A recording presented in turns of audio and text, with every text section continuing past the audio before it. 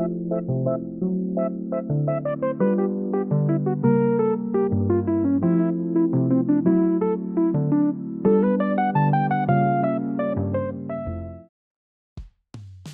we're going straight to business in this video. So hello, you beautiful, cute, wonderful and lovely people.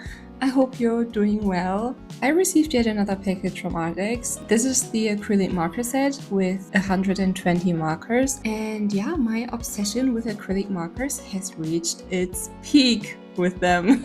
I already did the color swatches and it filled the whole page. And all the colors again look so vibrant, which is why I immediately doodled something on the same page because I was so excited and wanted to try all of the different colors. And let me tell you, I was so proud of those two drawings. I just love the colors and I loved how I used them for the paprika, and I also loved the art style of the girl. So yeah, with that confidence, I started drawing.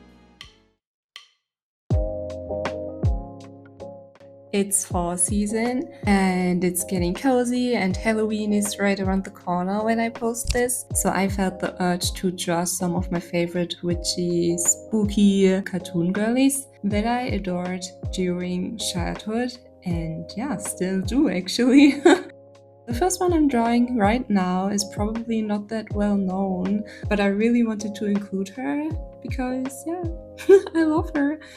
She's Mona from the TV show Mona the Vampire, and I loved it as a kid. It was broadcast till 2008. Oh my god, it's actually calling me old in caps lock, but yeah. If there's even one of you out there who knows this show, please let me know in the comments because I don't want to be the only one who watched this as a kid. I want to connect with the people who watched this. Anyways, then I drew Kiki from Kiki's Delivery Service. I feel like that's more well known. If you haven't watched Kiki, you probably should because it's just such a sweet, feel-good movie to watch. So go ahead. And it's just so cozy, so it's perfect for the fall season. And lastly, I drew Sabrina from the cartoon show Simsalabim Sabrina that I also love to watch. It had more of a teenage vibe to it. I also wanted to be a witch at that time, and I loved the show. Honestly, I don't remember that much because it's been a while, but all that I can remember is so positive and just really cool. So yeah, take me back to my childhood. Anyways, the sketches turned out okay-ish. I didn't find any reference that I liked, so I was like, whatever, I'm not going to search any longer. I'm just gonna draw them out of my head, like from imagination, which is such a bad thing when you cannot draw anatomy that well yet. So you can tell, I guess, that everything is a little wonky, and also I had some problems with Sabrina with the pose because I didn't have a reference. I know, guys, I know. I need to change that. I need to practice more instead of just doing whatever.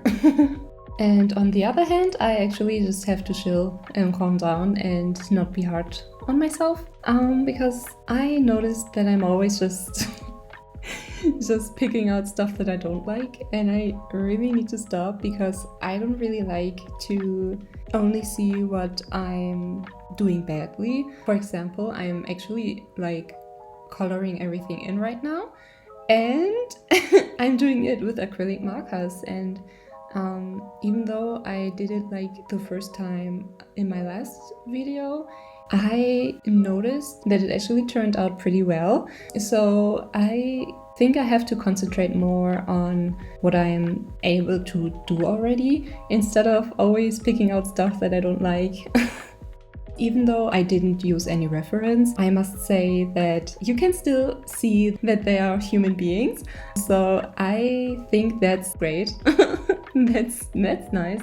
And I just had so much fun while drawing this, and I think that's such a big win. And the great thing about acrylic markers is that you can go over any mistake. And I did one right here. I colored in the wrong bow. And yeah, Mona surely was pretty mad at me, but that's no problem at all. I later went over it with the right color. Okay, so for the series Mona, the vampire, because many surely do not know about it, I'm just going to explain a little bit of the story. It was like the most intense horror-ish thing I've watched when I was a kid. The episodes had all the same structure, so it basically always starts with Mona and her best friends who met for a hangout. But then something dangerous, supernatural invades their houses or the whole town, and they have to save everyone. It turns out that in the end, it's always just their very distinctive imagination. For example, the new vacuum cleaner from her mom, she brought it home, but in Mona's fantasy, it's like an evil robotic machine. But yeah, in their own fantasy world. It's all about kids having crazy imagination. And I thought it was super cool how she always was a hero. But as I said, sometimes it was really creepy for me. I was, and actually still am, an absolute scaredy cat. I hate horror. I hate it so much. I mean, I like thriller sometimes, but I cannot watch anything too creepy. Except recently, I am actually watching The Walking Dead. My friend recommended it and watched the first 2 episodes with me. And yeah, it actually hooked me. And I was like, okay, whenever I'm drawing or have like something else to do to keep me distracted, it's fine to actually watch it alone. And yeah, I actually fell in love with the series. I love the story. I love all the different characters. I love this dystopian world. Like, it's all about morals and how you would act in a world like this. And yeah, that is the reason why I keep watching. But let me tell you that it's actually too creepy for me. So I must confess that I'm sleeping with the podcast or like a small light here and there just to not be too afraid when going to bed. Call me dumb or call me weak or call me whatever, because I know it's dumb for continuing watching this series, even though I get so scared at night because of it. But I don't know. The plot is keeping me so hooked. I don't know. Yeah. Is there actually anyone who watched The Walking Dead as well? I mean, you're probably laughing at me right now, but I would love to know who's your favorite character. I mean, till season 7, that's where I am right now. Anyways, except for The Walking Dead, I'm not watching anything gory or creepy. I actually hate that stuff. In general, I actually prefer to have a pure and cozy autumn and an even cozier Halloween time where I just watch movies like Corpse Bride and Kiki's Delivery Service with a hot chocolate and my heating blanket. Maybe it's raining outside and I'm drawing, which is probably why I'm starting to draw more again. It's always the start of fall season. I don't know what it is, but it makes my creativity burn and I love it. But I love to know what other people are doing in this Halloweenish time. Like, do you enjoy the spookiness? Like, are you someone who loves to watch many creepy horror movies and make it all about, I don't know, spookiness? Or do you also just enjoy the weather getting colder and the whole coziness and atmosphere of autumn?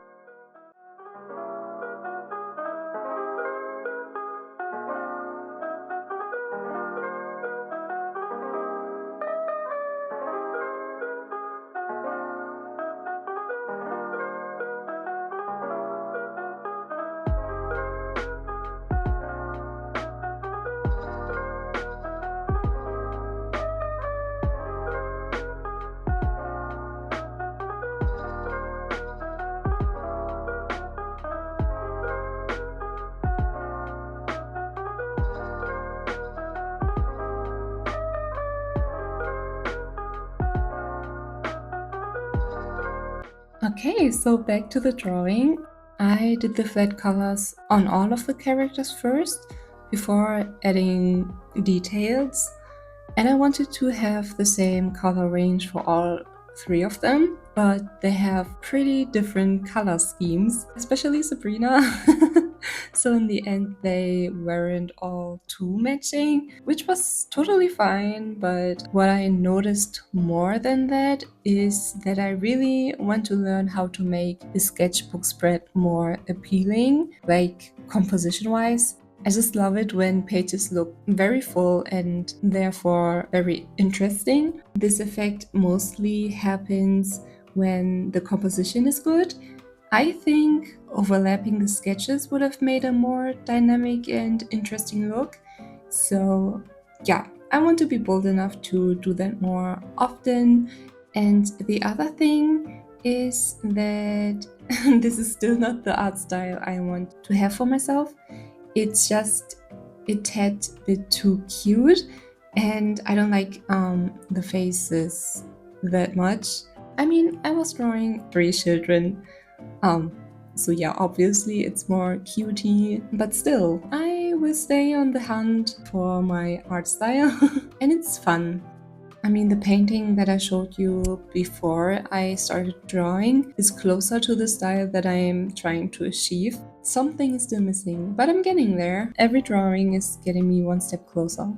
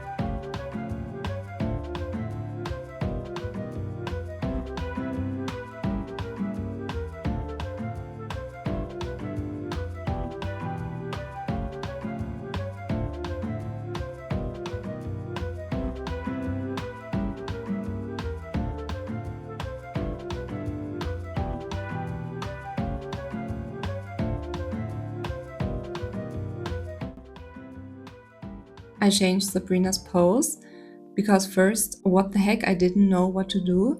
And second, I didn't know how to put the top on her body. Yeah, so can we talk about how hard it is to put clothing on a body? I mean, like, I didn't use a reference, so the body proportions I drew are already a little bit off. But, like, how can I put clothing correctly on a body? I mean, like, when you're having a reference and you drew like the pose, but you don't want to use the clothing that the reference is wearing. You want to put something different on them. So I struggle really hard with that. I just don't understand how clothings look in different angles, but it's such an important skill to have, especially when you want to give your creativity more space in your artworks. Like, I don't want to simply copy references anymore or put all my characters in a tube top because that's what I'm always doing. So, yeah, these are for sure the main art goals I want to improve next year. Compositions, anatomy, obviously, and how clothing lay on a body. And yeah, we are at the end of the video. All in all, I'm still happy with it, and it was spontaneous, and therefore I think it's quite cute and still a really lovely page in my sketchbook. Also, it's really nice to have some childhood memories in my sketchbook, so that's cool as well. I think I will quit talking now. I hope you enjoyed the video and I hope you're having a lovely rest of the day. And I even more hope to see you in my next video. So yeah, much love and have a lovely Halloween or autumn season. So bye bye.